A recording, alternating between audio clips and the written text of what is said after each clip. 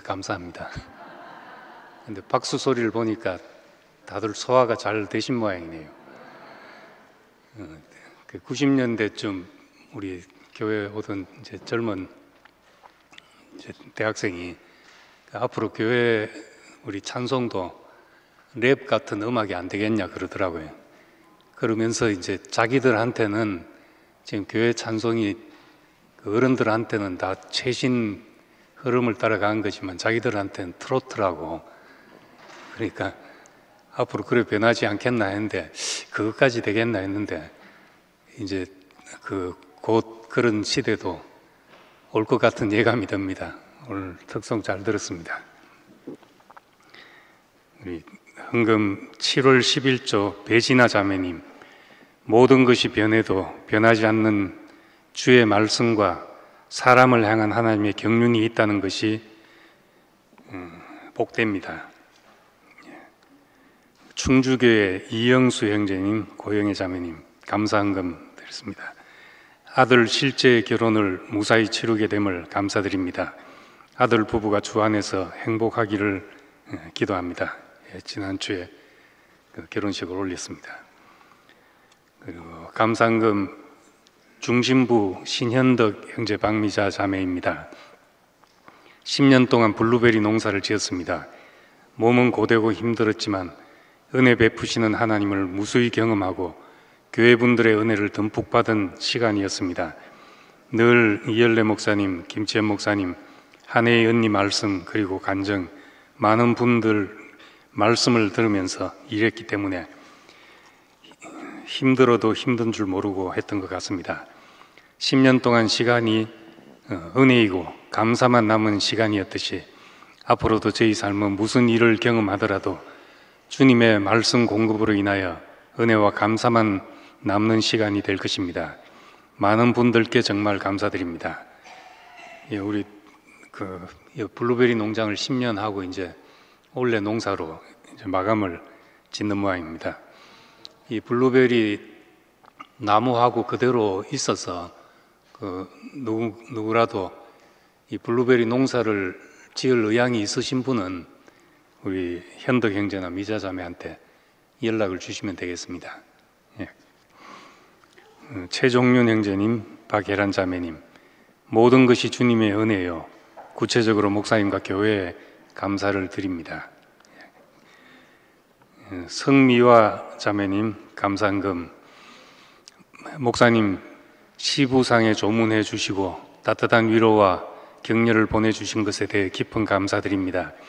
이번 일을 통해 인생의 진실 앞에 더는 그 누구든 아니라 할 수 없는 경험을 하게 됩니다.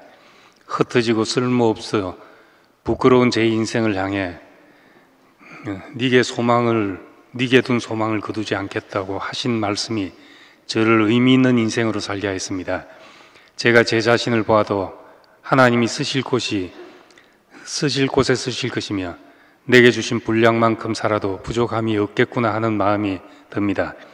그처럼 아버님을 뵐 때마다 하나님의 경륜 안에 모든 것을 이루신 분으로 보여졌습니다. 창조 자체가 부족함이 없이 지어졌듯이 아버님 인생도 참으로 부족함이 없이 마침이 되었습니다. 모든 것이 은혜입니다. 은혜가 필요하고 은혜를 구하지 않으면 안 되는 사람, 성미와 드림. 시부상을 치르고 감사헌금 드렸습니다. 오늘 빌립보서 3장 1절에서 9절 말씀 보겠습니다. 끝으로 나의 형제들아, 주 안에서 기뻐하라.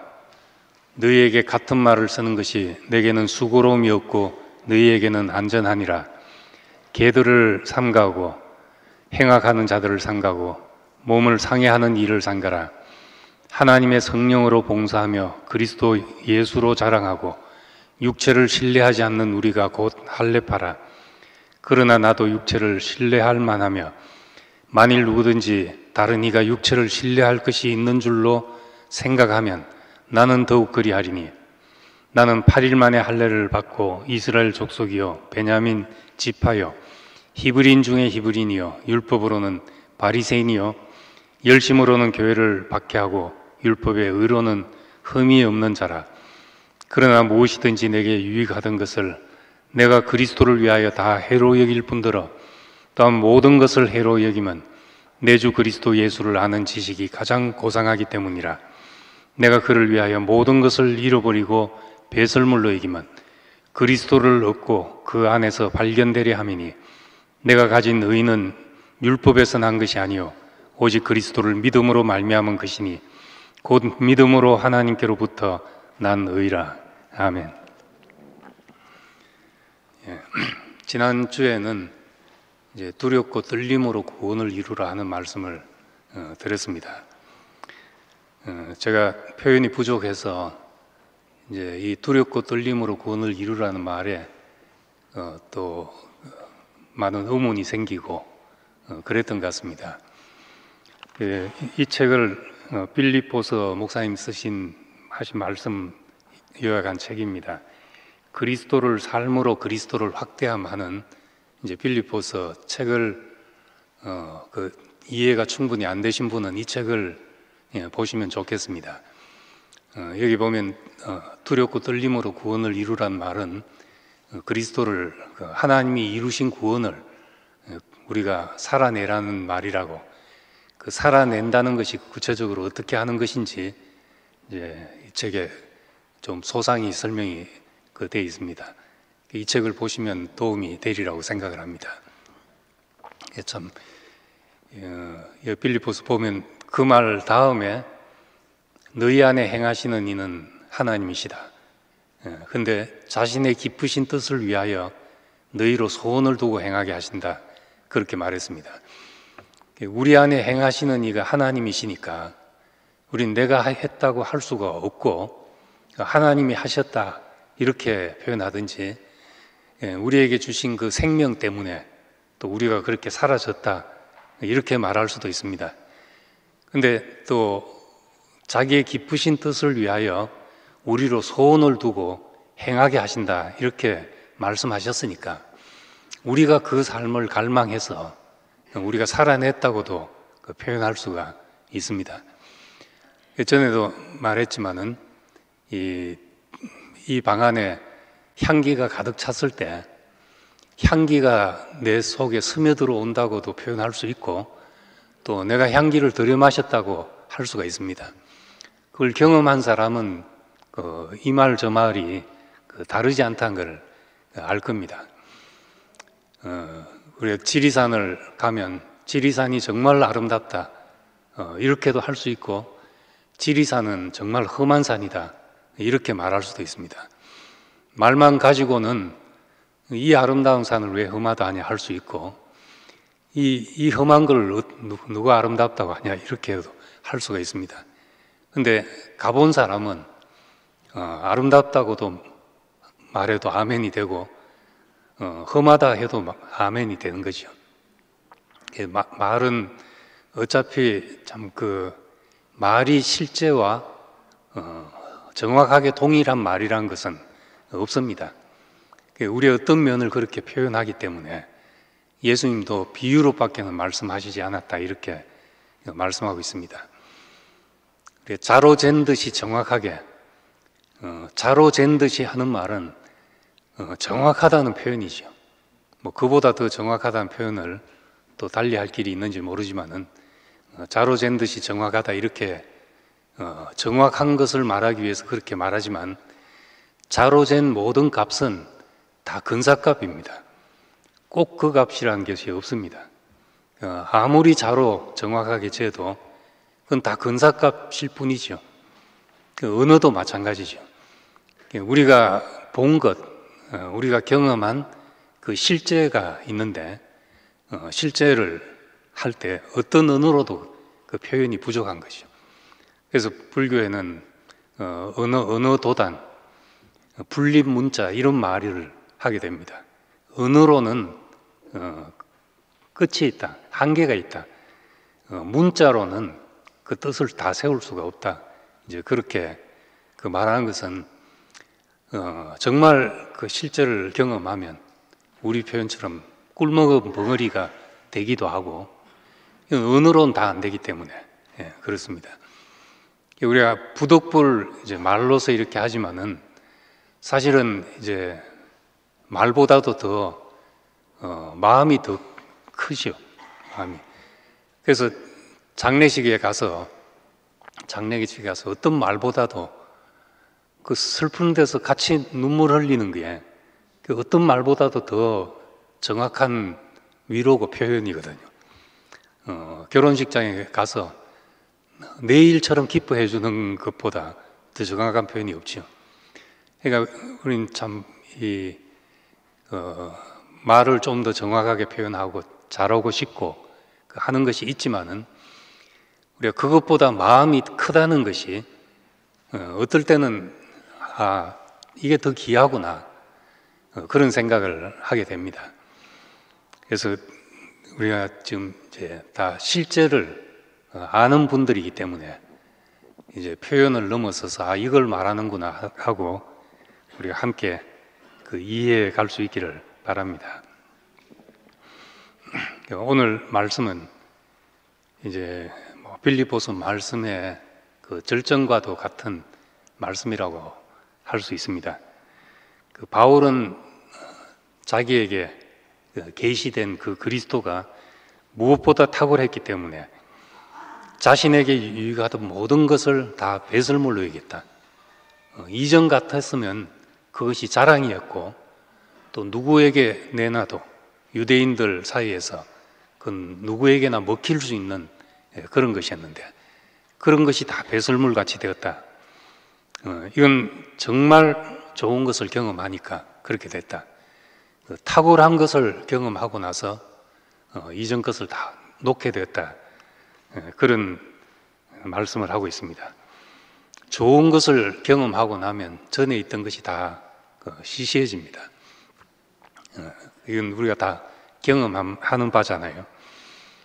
사람은 다 좋아하는 것이 자기를 사로잡아서 이끌어 가는 것입니다.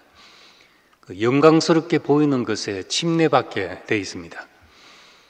침례받는다는 것은 그 물속에 푹 잠기는 것인데 우리가 좋아하는 것에 푹 잠기게 돼 있죠. 내가 그것을 참으로 좋아한다.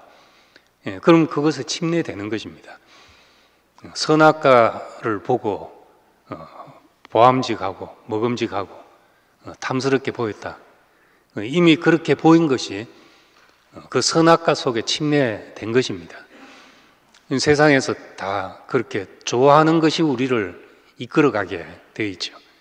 그래서 이제 하나님도 우리를 자기의 기쁘신 뜻을 우리에게 두어서 우리 속에 두어서 우리로 소원을 두고 행하게 하신다. 그것이 우리의 소원이 되어서 행하게 하신다. 이렇게 말하고 있습니다. 어떤 분이 저한테 이제 책을 한 권 주셔서 가창댐 위에 사시는 분인데 책을 한 권 주셔서 보니까 이제 빈센트 반 고흐에 대한 책입니다. 근데 저는 이제 미술이나 이런데 좀 눈이 어둡고 좋은 작품을 봐도 이것이 왜 작품인지를 잘 모르는 그쪽 방면의 까막눈인데 그 빈센트 반 고흐 책을 읽으라니까 처음엔 조금 의아했죠. 근데 이제 그 책이 이제 어떤 미술사적인 책이 아니고 이 고흐라는 사람이 얼마나 이제 하나님에 대한 열망과 그리스도에 대한 소망을 가지고 산 사람인가 이런 것이 이제 작품 속에 어떻게 나타났는가 하는 것을 이제 기록한 책인데 좀 보니까 이제 고흐가 창녀하고 결혼한 대목이 나오더라고요. 창녀하고 결혼했는데 그것도 이제 젊고 보암직한 참녀가 아니고 아이가 넷 있고 또 뱃속에 하나 있고 임신한 그 창녀하고 결혼을 하겠다고 하니까 주위 사람들이 다 뒤집어지고 또 모두 비난하고 반대하고 무슨 어떤 육체의 정욕에 끌려서 그렇게 했나 이런 이제 의구심을 받는데 겉으로 봐서는 도저히 이제 그렇게 끌려서 결혼할 만한 이런 조건의 장녀가 아니었습니다.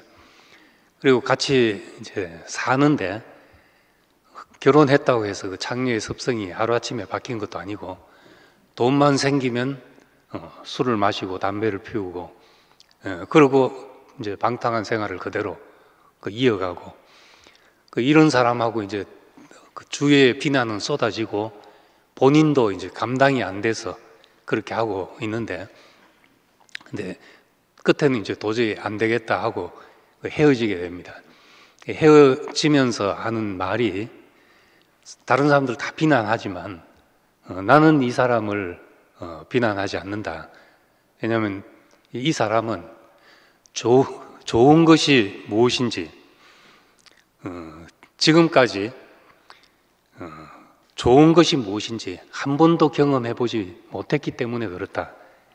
이렇게 얘기를 했다는 겁니다. 참 그 말을 몇 번 이렇게 새겨 보게 됐는데 사람은 왜 그렇게 사는가?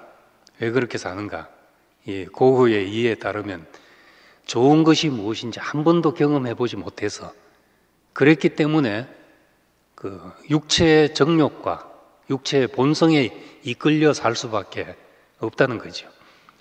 참으로 좋은 것이 보이면 모든 것을 잃어버리고 배설물로 여겨도 아깝지 않은 이제 그런 삶이 나타날 것인데 이 사람은 그걸 경험하지 못했기 때문에 본성의 욕구를 쫓아서 육신의 정욕과 안목의 정욕과 이생의 자랑을 따라서 이제 갈 수밖에 없는 사람이다.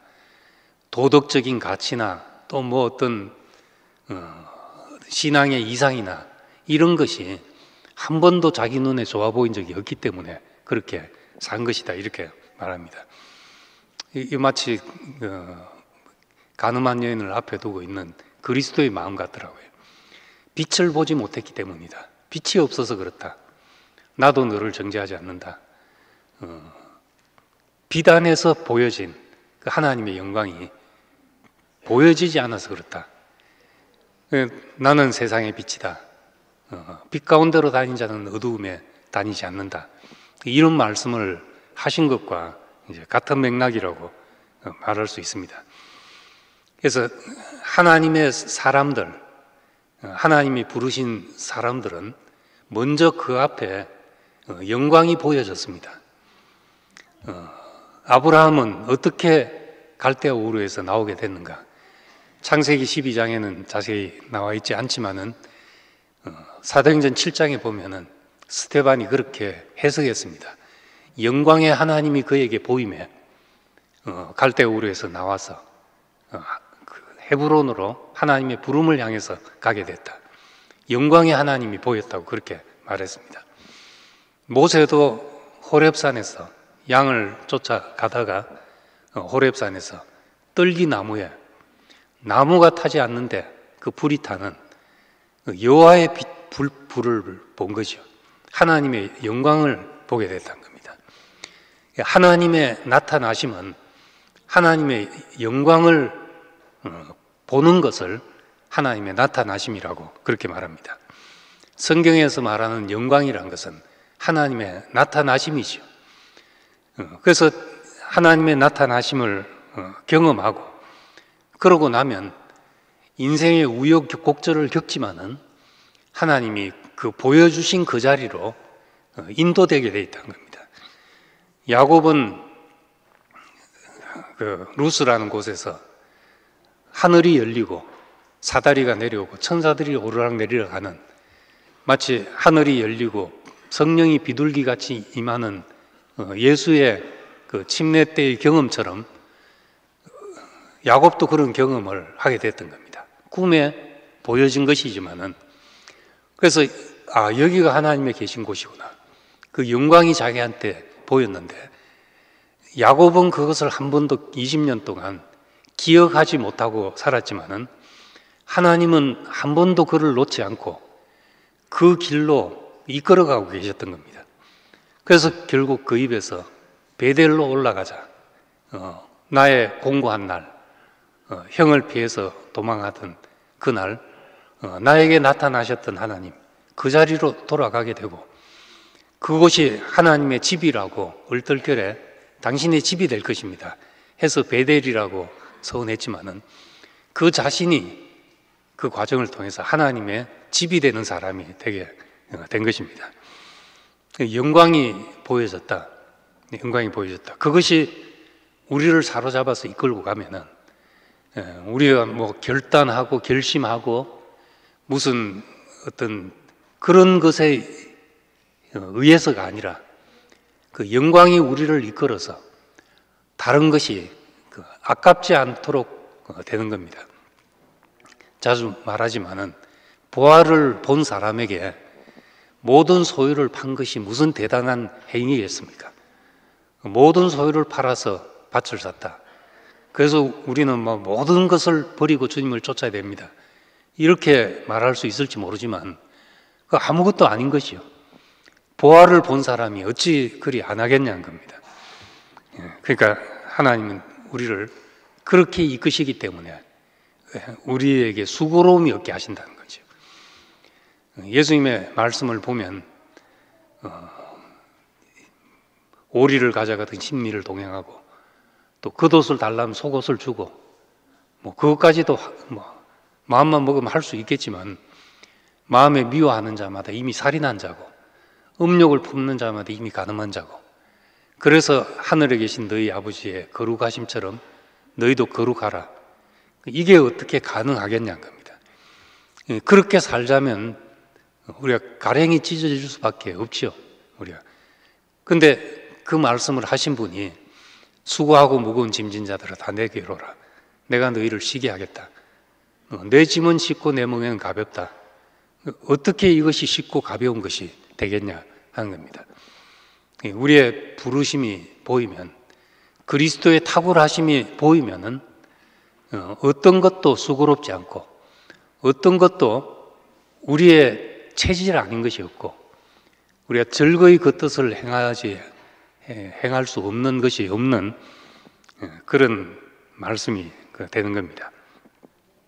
바울은 새 것이 왔으니까 옛 것이 시시해진 것이고 그리스도를 맛보고 나니까 자랑했던 것, 유익했던 것, 이 모든 것이 다 그 배설물처럼 여겨졌다. 우린 뭐 이걸 배설물처럼 여겨라 이렇게 말하면 율법적이 되겠지만은 그리스도의 탁월함이 우리에게 보여지면 이것은 우리에게 필연적으로 우리의 갈 길이 되는 것입니다. 바울은 이 말에 앞서서 개들을 삼가하고 행악하는 자들을 삼가하고 몸을 상해하는 일, 즉 이제 할례 받는 그 일을 두고 이런 일을 삼가하라 하면서 3절에 성령으로 봉사하며 그리스도 예수로 자랑하고 육체를 신뢰하지 않는 우리가 곧 할례파다. 2절과 3절은 서로 대꾸처럼 되어 있습니다. 대기처럼. 개들을 삼가하고 하나님의 성령으로 봉사하며 영으로 봉사하며 이런 말입니다. 우리 개가 요즘은 개격이 굉장히 신장이 돼가지고 이제 선진국 같은 데서 개를 때리고 했다가는 사람이 잡혀갑니다.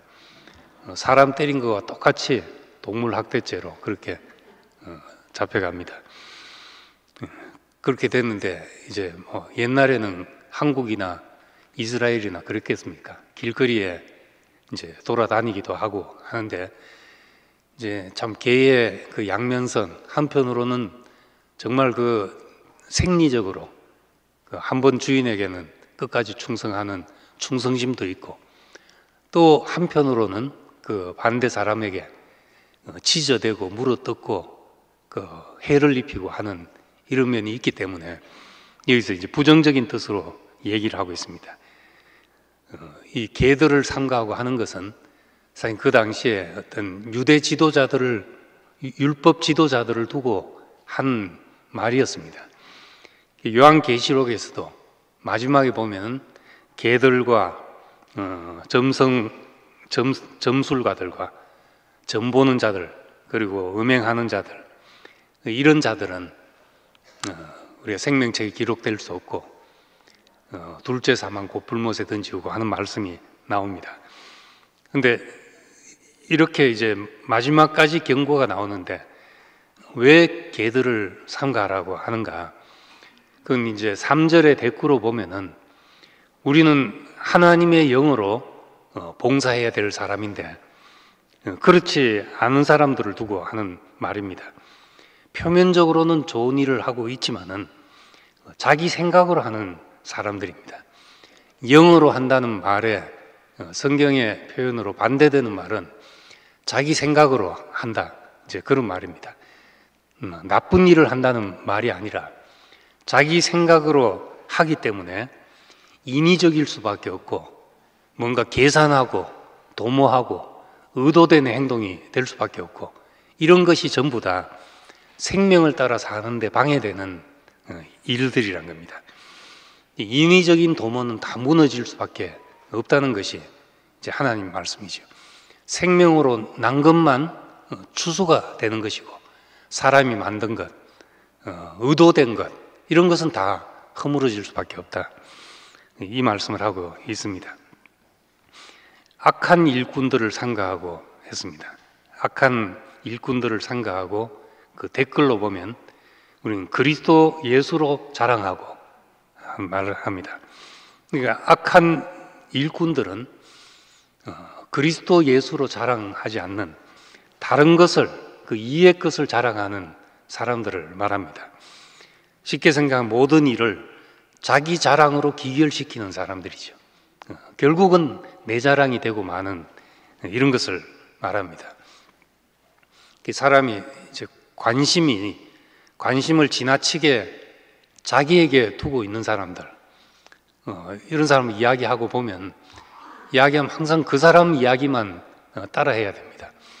그렇기 때문에 자연적 인간관계가 별로 안 좋아지고 좁아질 수밖에 없습니다. 근데 이제 우리가 자기 일이 끝난 사람은, 내 일이 끝나고 내 관심이 끝난 사람은 이제 다른 사람이 있을 자리가 넓어지게 되죠. 들을 기가 생기게 되고, 있다 보면 아무것도 한 것이 없는데, 이야기 들어준 것밖에 없는데, 오늘 대화가 정말 좋았다 하면서, 그럴 수 있는 거죠. 그러니까, 우리는 그리스도의 일꾼, 악한 일꾼들에 반대되는 그리스도의 일꾼은 그리스도만 자랑이 되는 사람들을 말합니다. 그리스도의 이해의 자랑이 다 끝난 사람이 선한 사람이죠. 이 사람이 우리가 그리스도 안에 포함된 사람이라고 할 수 있고, 그렇게 되면 내 자랑이 끝난다는 것은 내 이름이 사라지는 것이죠. 바벨탑을 쌓을 때 높이 올라서 우리 이름을 빛내자, 그렇게 말했습니다. 그러니까 무너졌도다 큰 성 바벨론이요 하는 그 말은 우리 이름을 빛낼 것이 다 사라진, 우리에게 바벨탑이 무너진 것은 우리 이름이 사라지는 것이죠. 예수 안으로, 우리가 그리스도 안에 하는 말을 하지만 그리스도 안에 우리가 나는 죽고 그리스도만, 이렇게 말하는 것은 그 안에서 우리가 사라지는 것을 이야기를 하는 겁니다. 그래서 악한 행악하는 자들, 반대는 예수 그리스도로 자랑하는 자들이니까 우리는 우리의 자랑할 것이 끝난 사람. 그래서 이제 바울은 자기의 자랑이 이렇게 끝났다는 것을 이제 말씀하고 있는 겁니다. 그리고 몸을 상해하는 일을 상개하라 했는데, 이전 번역에 보면은 손으로 하는 할례를 삼가라 이렇게 말했습니다. 근데 손으로 하는 할례 받는 것은 내 육체를 신뢰할 것을 끝냈다는 말입니다. 이제 난 끝난 사람이다. 난 자식을 놓을 수 없는 사람이다. 그래서 99세에 아브라함이 할례를 받고 대대로 내 후손들과 나 사이에 세울 언약이 이것이다. 하나님의 백성이라는 표식이 뭔가? 우리는 더 이상 육체를 신뢰하지 않는 백성이다. 나를 자랑할 수 없는 백성이다. 이것이 이제 할례의 표식이었습니다. 근데 육체를 신뢰하지 않고 모든 자랑을 끝내는 이것을 유대인들은 자랑하게 됐던 거죠. 그래서 이방인들을 향해서 할례받지 못한 사람들, 이거는 그들의 정체성이고 그들의 자랑이었던 것이거든요. 유대인이라는 것, 아브라함의 후손이라는 것을 그 사람들은 뭐 세상 사람들 별로 안 알아줘도 자기들한테는 큰 자랑이 되었던 겁니다. 근데 이 할례를 주장하던 자들을 상가하고, 그 말은 육체를 신뢰하지 않는 우리가 곧 할례받아, 이렇게 말합니다. 그러면서 이제 로마서에 보면은 우리는 마음으로 할례를 받았다. 할례는 마음에 하라, 이렇게 말했습니다. 그 말은 우리의 마음에, 우리의 생각이, 우리의 혼이 할례 받은 사람으로, 나를 신뢰할 수 없는 사람으로 산다는 그런 말입니다. 우리 이렇게 사는 것이 이제 참 할례고, 그리스도로 자랑하는 것이 진짜 인생의 자랑이고, 내 생각과 계산과 내 의도를 따라 사는 것이 아니라 하나님의 영으로 이끌려 사는 이제 이 길이 있는데, 나는 이 길 안에 있는 사람을 봤다, 그 말을 하고 있습니다. 그리스도의 탁월함에 매료되어서 모든 것이 시시해졌다. 너희 중에 뭐 누가 자랑할 것이 있으면은 나는 없는 줄 아냐. 더 자랑할 것이 많다. 그런데 나는 8일 만에 할례를 받고 이스라엘 족속이요 베냐민 지파요 히브리인 중에 히브리인이요 율법으로는 바리새인이요 열심으로는 교회를 핍박하고 율법의 의로는 흠이 없는 자다. 유대인들 앞에서는 이렇게 자랑할 것이 많은 사람이었습니다. 그런데 내가 그를 위하여 모든 것을 잃어버리고 배설물로 여겼다 했는데, 어떻게 이제 바울은 이제 그렇게 됐는가? 그리스도를 아는 지식이 어떻게 탁월하고 고상하길래 모든 것이 무가치해질 정도로 그렇게 값진 것이냐 하는 것입니다. 첫째는 그리스도라는 것이 지난번에도 말씀드렸지만은 기름 부음이니까 위임을 말합니다. 위임을 할 때 기름을 부어서 안수해서 위임합니다. 그런데 이것은 뭐 특별한 직책을 넘어서서 사람이라는 자리가, 인생이란 것이 하나님의 기름 부음이죠. 사람을 만드실 때 우리의 형상대로 우리의 모양을 따라, 이것이 이제 하나님의 기름 부음인 겁니다. 사람을 향해서 자신을 부으신 것이고 자신의 위임장과도 마찬가지입니다. 너는 나를 대신해서 살쪄라. 너는 나의 증인이라. 이렇게 말하는 것과 같은 것입니다. 우리는 위임받았는데 하나님의 생명과 성품을 위임받아서 모든 것을 다스리도록 그렇게 하신 겁니다. 형상이 되어서 모든 것을 정복하고 지배하고 다스리라, 이렇게 말씀하신 겁니다. 사람이 이제 무엇을 위해 살 것인가 하는 책들도 많고 그런 고민을 할 때도 많습니다.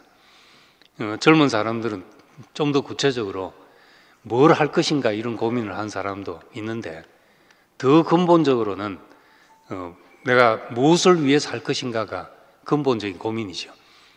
무엇을 위해서 하는 생각은, 사람은 뭔가 위할 것이 있어야 되는 존재란 겁니다. 나를 금이야 옥이야 하면서 나를 보존하고 정말 무균실 안에 나를 담아가지고 나를 지키는, 거기에 가치가 있는 것이 아니고, 내 몸이 부서져도 내 땀이 나도, 내가 수고해도 내 삶이 허비된다 할지라도 내가 무엇을 위할 것이 있다는 것이 인생의 귀중한 축복이지요. 그것이 위임이고 소명인 겁니다. 사람은 자신의 위할 것에 의해서 삶의 가치가 결정이 됩니다. 근데 뭘 위할 것인가? 어디를 가도 내 가치만큼 내가 위할 것을 제시하는 데를 만나기 힘듭니다. 직장에 가보면은 저 사람의 가치는 시간당 얼마짜리다 이렇게 계산이 됩니다. 사업한 사람들, 머리가 빨리빨리 돌아간 사람은 사람을 착 보면 저 사람은 얼마짜리다 하는 계산이 나온다고 합니다.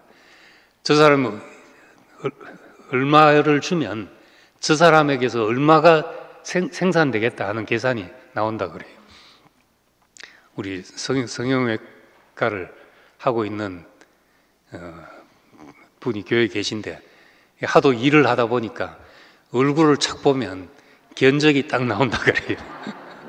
아, 얼마 되게 얼마. 그렇게 견적이 나온다 할 정도로 이 세상에서는 다 그렇게 우리의 값어치가 뭐 시간당 얼마, 저 사람은 연봉 얼마짜리 이렇게 매겨지는데 우리를 지으신 이 앞에 올 때 자기 자신을 위임하기 위해서 지어놓은 하나님 안에 있는 생명과 본성에 그 측량할 수 없는 그것을 위임하기 위해서 우리를 부르신 분을 만날 때 내 가치만큼 살 수 있게 되는 거죠. 우리는 거기에 내 인생을 쏟아부어도 아깝지 않은 사람이 되는 겁니다. 그러니까 하나님의 위임이 있다는 이 그리스도라는 것, 이것이 모든 것을 잊고 배설물로 여기도 아깝지 않은 그 가치가 그래서 부여되는 거죠. 우리 인생에서 그 하나님의 나타나심이 된다면, 우리가 그 영광이 나타나는 사람이 된다면 그것을 무엇과 바꾸겠냐 하는 겁니다. 훈장 하나 다는 것도 영광스럽고 상 하나 받은 것도 의대가 자랑하고 싶어서 이제 우린 입이 건질건질 할 수밖에 없잖아요. 500원을 내야 되는 거죠. 그렇게 해야 되는 건데 참으로 우리에게서 하나님의 영광의 광채시고 그 본체의 형상이 되도록 우리를 부르셨다면은 이건 무엇과도 바꿀 수 없는, 세상의 훈장금과 바꿀 수 없는 그런 것이 됩니다. 미국에는 이제 학교 같은데도 미국 대통령상 이런 것이 많다고 해요. 학교에서 대통령상을 받았다, 굉장히 자랑스럽고 일생 가지고 다니는 훈장이 되죠. 근데 우리가 하나님의 위임, 거룩한 위임, 당신의 형상을 위임 받았다는 것이 무엇과 비교할 수 있겠습니까? 이건 우리가 모든 것을 잃어버리고 배설물로 여기도 아깝지 않은 가치가 되는 겁니다. 두 번째로는 우리는 그리스도는 하나님의 창조의 목표입니다. 지금까지 우리는 하나님의 창조의 목표, 첫째 날, 둘째 날 해서 과정을 거쳐서 보시기에 심히 좋았다 하는 이 자리에 우리 인생이 있다는 겁니다. 하나님의 창조의 마지막 목표가 사람이었다는 겁니다. 우리가 볼 때 높아지고 많이 가지고 훈장 달고 이걸 보고 보기에 심히 좋았다 이렇게 우리는 말하게 됩니다. 그런데 지금까지 사람 눈에는 결코 좋아 보이지 않았던 그 어떤 것이 우리 눈에 좋아 보이게 됐다는 거죠. 하나님 보시기에 심히 좋았다 하는 이것은 우리가 그냥 이 자연빛 아래서 보기에 좋았다는 그것과 다른 겁니다. 지난번에도 말했지만 자연빛은 창조의 넷째 날 만들어졌습니다. 첫째 날 빛이 있으라 하심에 빛이 있었다. 그 빛 안에서 보니까 보시기에 좋았다. 하나님 보시기에 좋았다. 이건 첫째 날 빛 안에서 본 것이죠. 하나님의 빛 안에서 그 빛에서 보니까 인생이 좋다는 겁니다.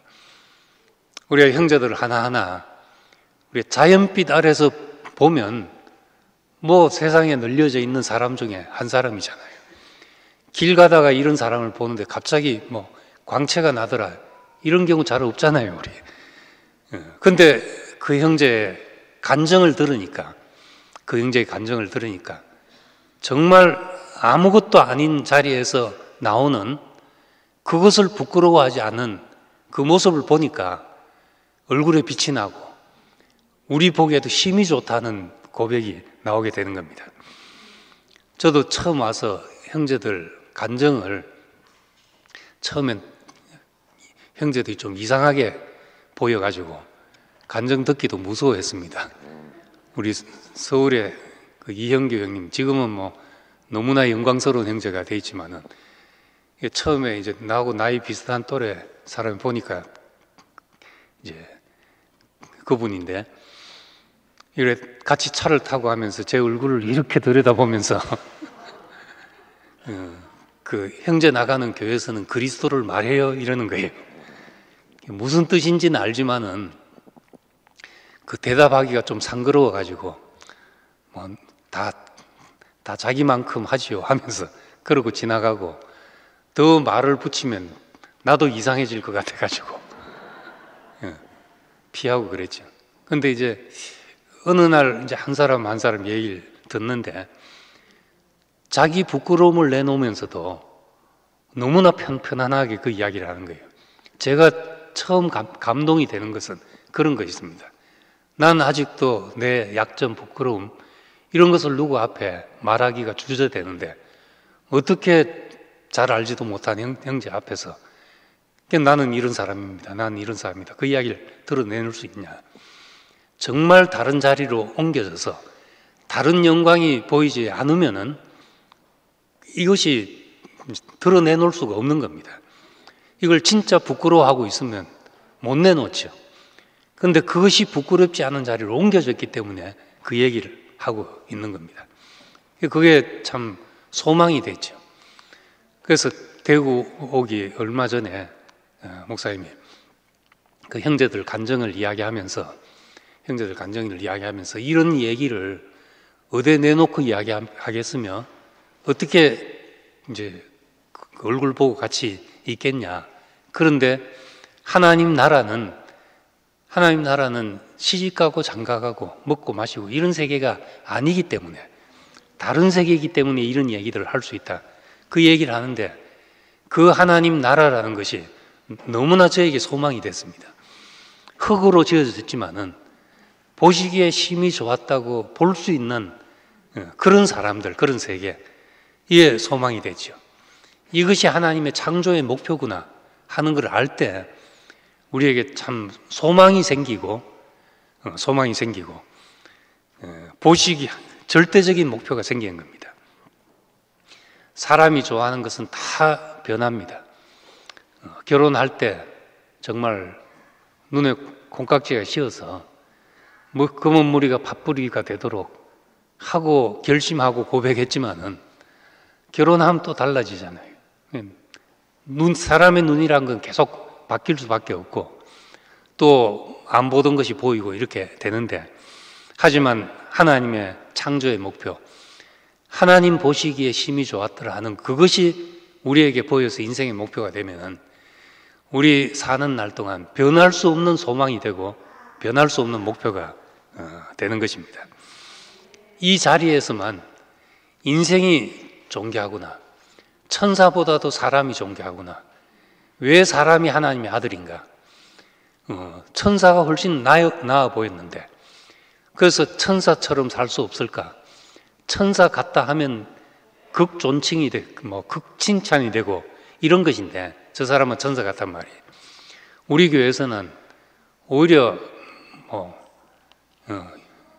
욕까지는 모르겠지만은 칭찬이 아닌 것이 되어버리죠.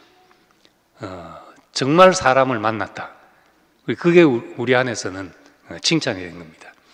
사람인데 하나님의 일을 마칠 정도로, 하나님이 그 모든 손을 놓으실 정도로 이제 됐다는 이 사람이 나타날 때 그 사람 안에 하나님께서 모든 것을 위임하시고 모든 것을 두셔서 그 사람으로 하여금 만물 앞에서 하나님을 대신할 자로 이렇게 삼으신다는 겁니다. 이 창조의 목표가 그리스도인 것입니다. 세 번째로는 그리스도는 이제 죽고 다시 산 생명입니다. 하나님의 창조의 목적을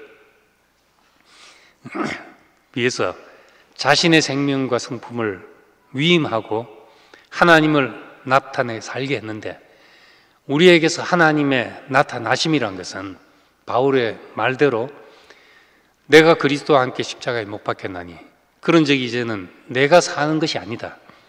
내 안에 그리스도가 사는 것이다. 우리 안에 사는 것은 내가 사는 것이 아니라는 거죠. 죽었다가 김치현이 다시 사는 것이 아니고 그리스도가 다시 사는 것이다 했으니까 우리에게 새 생명, 다시 사는 것, 부활, 이게 딱 사실 의미상 같은 말이잖아요. 우리가 새 생명으로 산다. 우리의 부활은 내가 죽었다가 내가 다시 사는 것이 아니라 하나님이 다시 사는 것, 하나님의 나타나심이 우리에게 다시 사는 거라는 겁니다. 어떤 형제에게서 정말 사망은 그 사람에게 역사하는데 생명이 그를 통해서 나타나서 다른 사람을 살린다. 이런 것을 볼 때 우린 저것이 다시 사는 것이구나, 거듭남이구나, 또는 부활 생명이구나, 우리는 그렇게 이제 표현하게 되는 겁니다. 이 죽고 다시 산 생명, 나를 통해 하나님이 다시 사는 것, 이것이 부활 생명이라고도 하고 열매라고도 하고, 씨를 심어서 하나의 미리 죽어서 많은 열매를 맺는 것 같은 열매라고도 하는 겁니다. 그래서 그리스도께서는 죽은 자들 가운데서, 잠자는 자들 가운데서 다시 살아나서 첫 열매가 되셨다 하는 말씀을 하고 있습니다. 이 그리스도를 얻고 그 안에서 발견되는 것, 이것이 바울의 인생의 표대가 되고 목표가 됐습니다. 그리스도를 얻고 그 안에서 발견된다 하는 것은, 그리스도를 얻는 게 뭔가, 벼가 자라서 알갱이가 되어 나오듯이 사람에게서 나오는 마지막 열매, 그 인격이, 그것이 그리스도라는 겁니다. 창조의 과정에 마지막에 하나님의 형상인 사람으로 완결이 되듯이 이 완결된 하나님의 형상, 이것은 창조의 모든 과정을 포함하고 있는 것입니다. 첫째 날, 둘째 날, 셋째 날 하는 것이 여섯째 날 사람 안에 다 담겨져 있는 것이죠. 그래서 그리스도는 만유시고 만유 안에 계신다 하는 말을 하고 있습니다. 그리스도를 추수하는 것이 만유가 구원되는 것이죠. 모든 만물이 제자리로 돌아오는 겁니다. 맏아들이신 그리스도는 우리를 이끌어서 많은 아들들이 되게 했다고 했습니다. 우리는 또 우리의 구원 안에는 만유를 포함하고 있다는 겁니다. 모든 과정을 다 포함하고 있는 거죠. 사람마다 다르지만은 포시랗게 일생을 산 사람도 있고 파란만장하게 산 사람도 있고 하지만은, 그렇지만 다 자기만큼의 과정을 겪게 돼 있다는 겁니다. 이 과정을 거쳐서 추수한 인격이 우리가 그리스도를 얻는 것이죠. 그리스도를.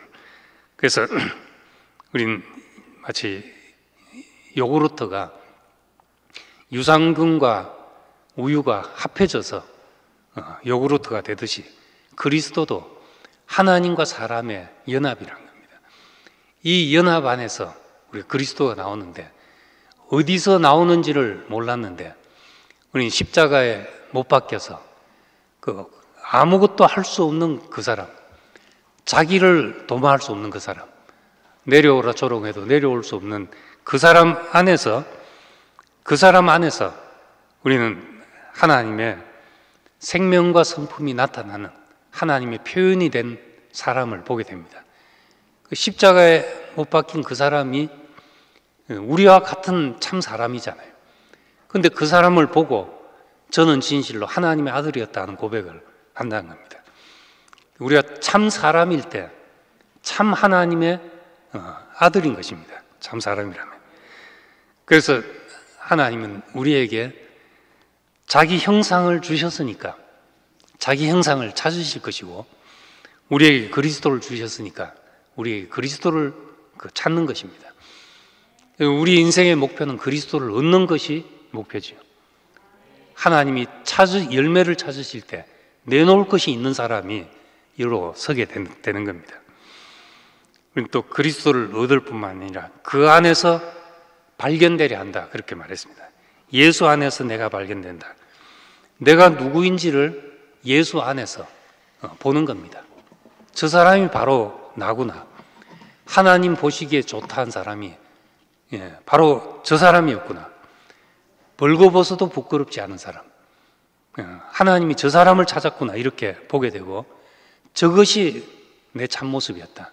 그런데 그것이 내가 만들어 가야 될 모습이 아니라 하나님의 창조 안에 이미 있던 모습을 십자가에서 우리에게 보여주게 된 것입니다. 육체를 가지고 사는 인생, 이 인생의 제한과 어쩔 수 없음과 그 버림받아도 어쩔 수 없음, 어떤 행위나 소유도 내놓을 수 없는, 내 도모나 의도나 이런 것이 전혀 있을 수 없는 이 사람을 볼 때 이 상태와 이 사람이 나로 보이는 것이, 그것이 예수 안에서 내가 발견되는 겁니다. 저는 목사님 말씀을 한 4년쯤 들었을 때 이 말씀이, 이 말씀으로 그 모든 들었던 말씀이 정리가 됐습니다. 내가 지금까지 살아왔던, 예수를 믿고 그 안에서 내가 구원을 얻었다고 생각하고 살아왔던 길에서 내가 할 수 없었던 말이 이 말이었구나. 예수님이 나의 구원자고 구주고 다 말했지만 예수 안에서 내가 발견이 되었다, 이 말을 내가 한 번도 못했다는 생각이 들었습니다. 그런데 말씀이 다른데 뭐가 다른가? 예수 안에서 나를 발견했다는 것이 다르죠. 이 말을 내가 그렇게 많은 분들의 설교를 듣고 또 성경을 보고 했어도 왜 이 고백이 나한테서 나오지 않았나, 참 신기했었는데, 전 이것이 정말 예수님의 죽으심으로 말미암아 우리에게 보여진 것이라고 믿게 되었습니다. 제물을 드릴 때 제물 위에 손을 얹어 안수하는 행위는 안수함으로써 제물과 나를 동일시하는 것이요, 이 제물이 납니다. 나를 하나님 앞에 보이는 것인데 나를 못 보이니까 제물을 대신 드려서 보인다는 겁니다. 그 죽어서 각을 떠서 살은 살대로 내장은 내장대로 받으시는 분에 의해서 뜻대로 전적으로 갈라지고 피만 가지고 지성소에 들어가는, 이게 납니다, 이렇게 보이는 거죠. 사람이 참으로 그것이 난 줄 알았더라면 해마다 제사 드리는 일을 반복할 필요가 없었던 겁니다.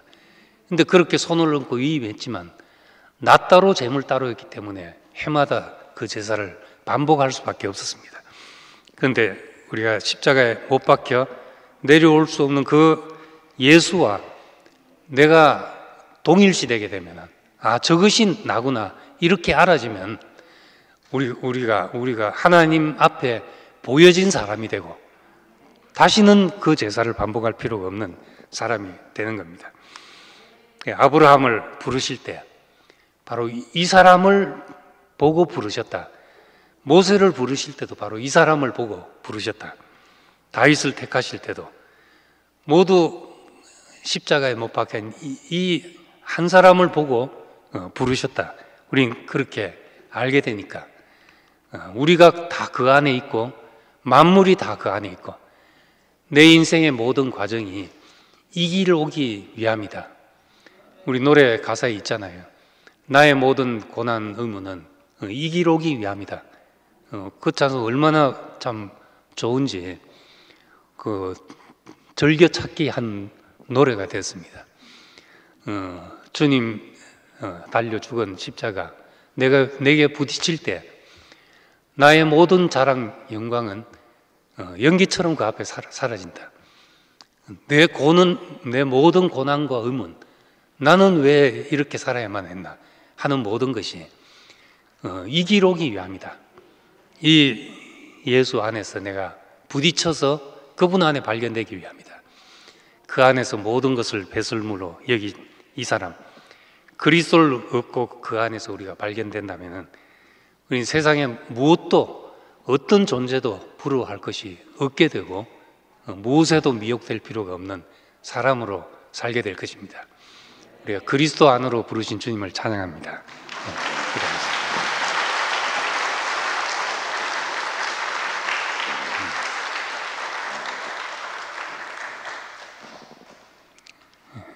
아버지 하나님, 우리는 정말 내 본성을 쫓아서 정말 좋은 것이 무엇인지 한 번도 보지 못했던 사람이기 때문에 내 육신의 정욕과 안목의 정욕과 이생의 자랑을 쫓아 살 수밖에 없었습니다. 그런데 우리가 빛이 있으라 하시고 그리스도가 우리에게 밝히 보여서 우리의 목표가 되시고 소망이 되시고 우리의 그 본래 하나님이 지은 그 사람을 드러내 주셨기 때문에 이젠 모든 것을 잃어버리고 배설물로 여기도 아깝지 않은 사람이 되었습니다.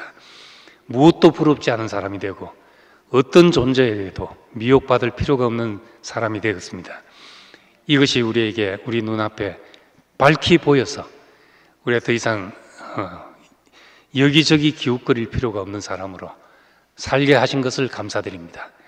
우리의 일생 우리 몸에서 살든지 죽든지 그리스도가 종기되기를 원합니다. 예수님 이름으로 기도드립니다. 아멘.